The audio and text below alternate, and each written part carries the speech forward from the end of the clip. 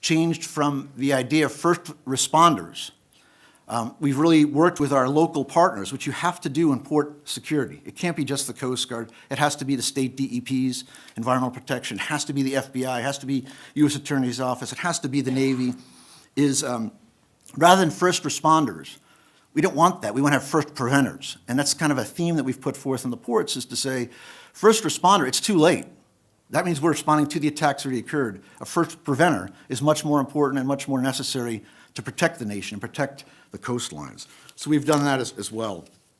Again, when you look at this, you say the Coast Guard needs more people and resources to fulfill its obligations. There's no question. We do. And it's hard to say that to you today when we know sequesters in and people being furloughed, but that's just the reality. We have to start mirroring up like we are having the law catch up to the 21st century.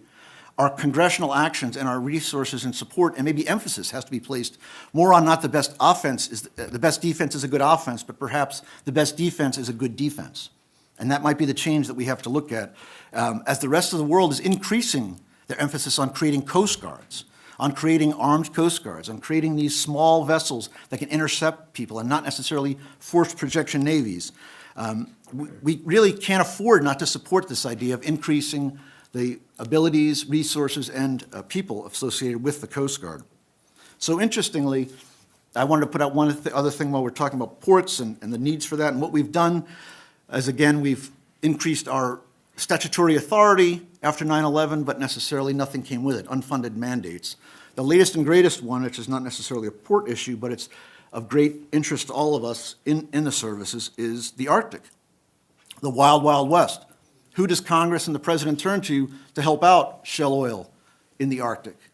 The Coast Guard. Again, so we take on another mission area. We don't have icebreakers even funded in the next budget cycle to fulfill these obligations. But we're sending up buoy tenders and other folks to guard Shell Oil. You just saw recently Shell just pulled out or is planning on stopping their exploration in the region. But that's not going to change over time. Really, the Arctic is the wild, wild west right now, and we need to provide emphasis and resources in that area as much as possible. But it's tough for us to do that with limited resources, limited abilities. What are we talking about in the Arctic? What are we concerned about? We're drilling underneath the cap, ice cap.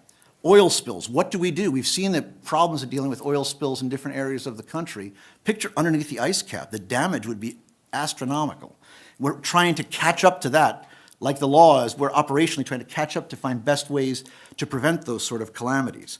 There's also security needs. We have to deal with that, and we're actually putting out a document on the Arctic and our efforts in the Arctic in the next